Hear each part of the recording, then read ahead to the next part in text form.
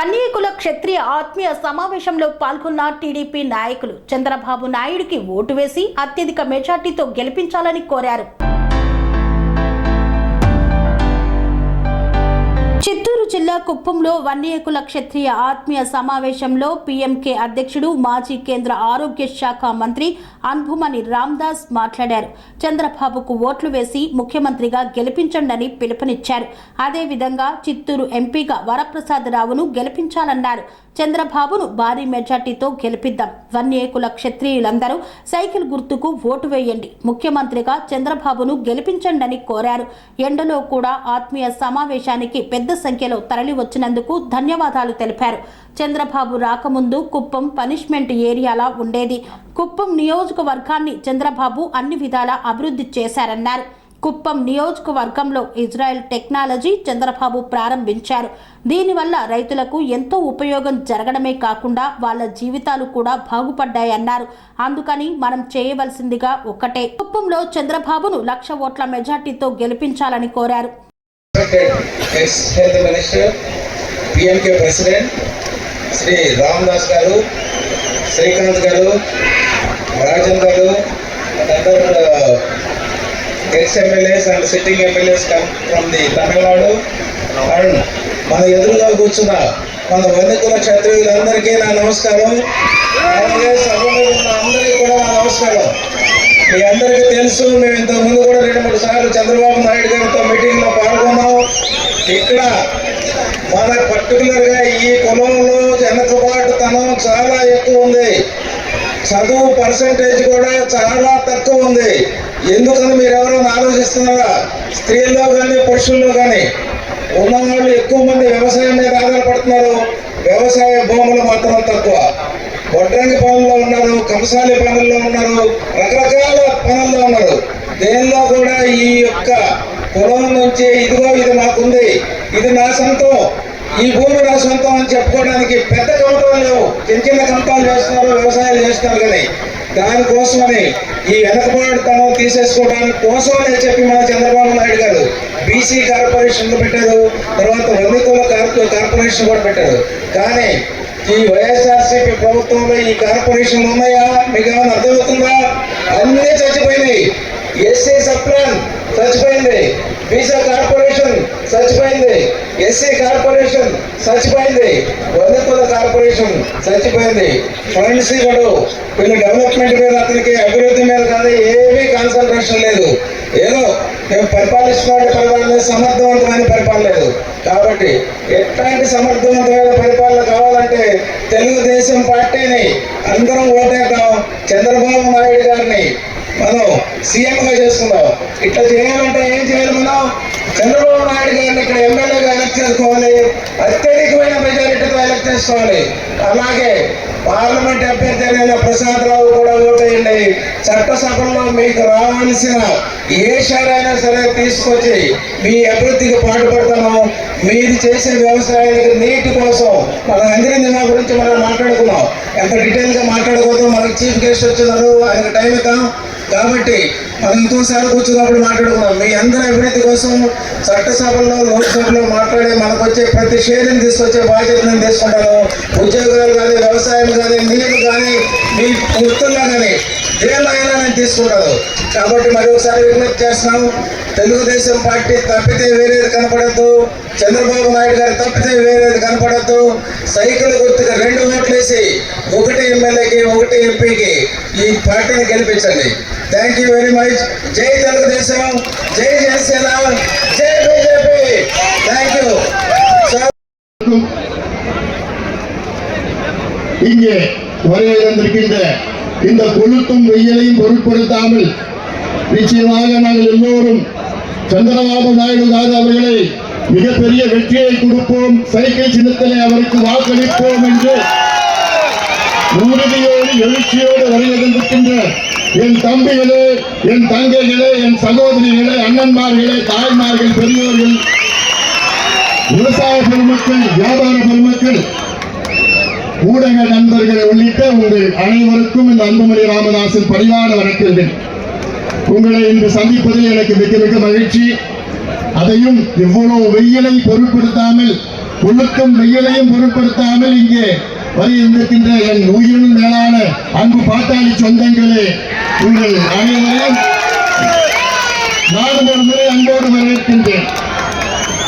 முக்கியமான இந்த தேர்தல் கூட்டம் முக்கியமான கட்டத்தில் இருக்கின்றோம். இன்னும் 3 நாட்களில் தேர்தல் நடைபெற இருக்கிறது. இந்த தேர்தலில் நம்முடைய அருமை சகோதரர், என்னுடைய அருமை நண்பர் திரு சந்திரபாபு நாயுடு அவர்கள் மிகப்பெரிய வெற்றியை பெற வேண்டும். இந்த குப்பம் தொகுதியில் மட்டுமல்ல, ஆந்திர பிரதேசில் வெற்றி பெற்று ஆந்திர பிரதேசின் முதலமைச்சராக சந்திரபாபு நாயுடு அவர்கள் வர வேண்டும். இது நம்முடைய இடமான காவலர், சமூக நீதி போராளி மருத்துவர் ஐயா அவருடைய அன்பு கட்டளை.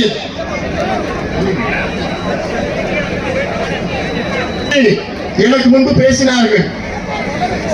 ஒரு காலத்தில் ஒரு பனிஷ்மெண்ட் போஸ்டாக, அதாவது தமிழ்நாட்டில் ராமநாதபுரம் அங்கே பனிஷ்மெண்ட் போஸ்ட் சொல்வார்கள்.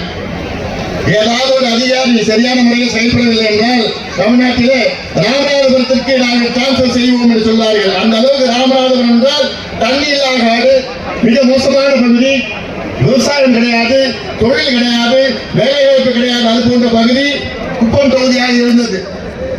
1985 பிறகு சந்திரபாபு நாயுடு அவர்கள் இந்த தொகுதியின் வந்து போட்டியிட்ட நேரத்திலே தான் இந்த தொகுதிக்கு, இந்த பகுதிக்கு வளர்ச்சி வந்து அடைந்திருக்கிறது.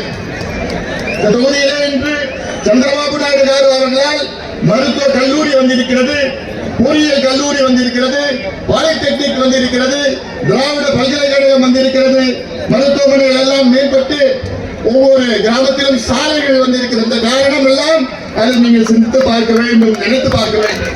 சந்திரபாபு நாயுடு அவர்கள், நீங்கள் எல்லாம் விவசாயிகள், நாம் எல்லாம் விவசாயிகள், பாட்டாளிகள் என்று சொன்னாலே விவசாயிகள்.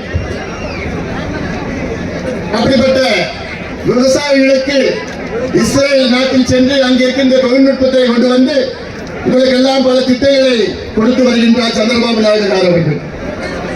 என்னுடைய ஆசை, சந்திரபாபு நாயுடு அவர்கள் குறைந்தது 1 லட்சம் வாக்குகள் வித்தியாசத்திலே வெற்றி பெற வேண்டும். இது ஏதோ ஒரு சமுதாயம் சார்ந்த பிரச்சனை கிடையாது.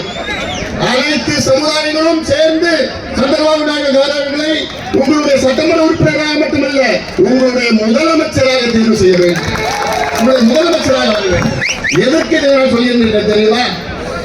கடந்த கால வரலாறு என்று சொன்னால், வெள்ளையர்கள் தமிழ்நாட்டை ஆட்சி செய்கின்ற காலம், தமிழ்நாட்டில் இந்தியாவை ஆட்சி செய்கின்ற காலத்திலே அப்பொழுது இது மெட்ராஸ் மாகாணம், சென்னை மெட்ராஸ் பிரசிடென்சியாக இருந்தது. மெட்ராஸ் பிரசிடென்சி என்றால் ஹைதராபாத்திற்கு தெற்க, பிறகு மைசூர் ராஜ்யம் அது இல்லாமல், கேரளாவிலே திரவங்கோர் ராஜ்யம் அது இல்லாமல் மற்ற பகுதியெல்லாம் மெட்ராஸ் மாகாணமாக, சென்னை மெட்ராஸ் பிரசிடென்சியாக இருந்தது. அதன் பிறகுதான் சுதந்திரம் கிடைத்து 1950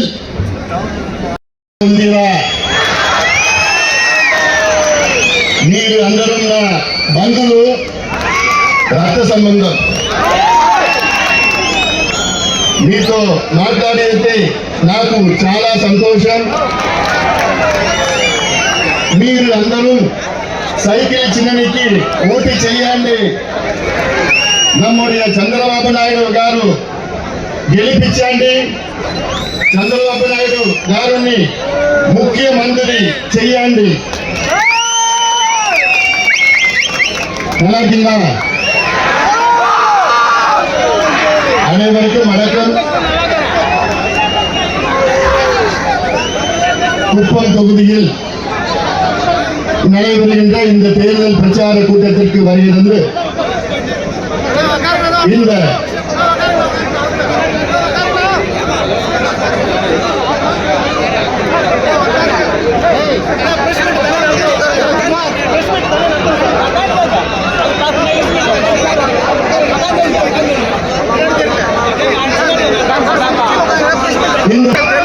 அருமை நண்பர் திரு டாக்டர் காஞ்சர்லா ஸ்ரீகாந்த் எம்எல்சி அவர்களும்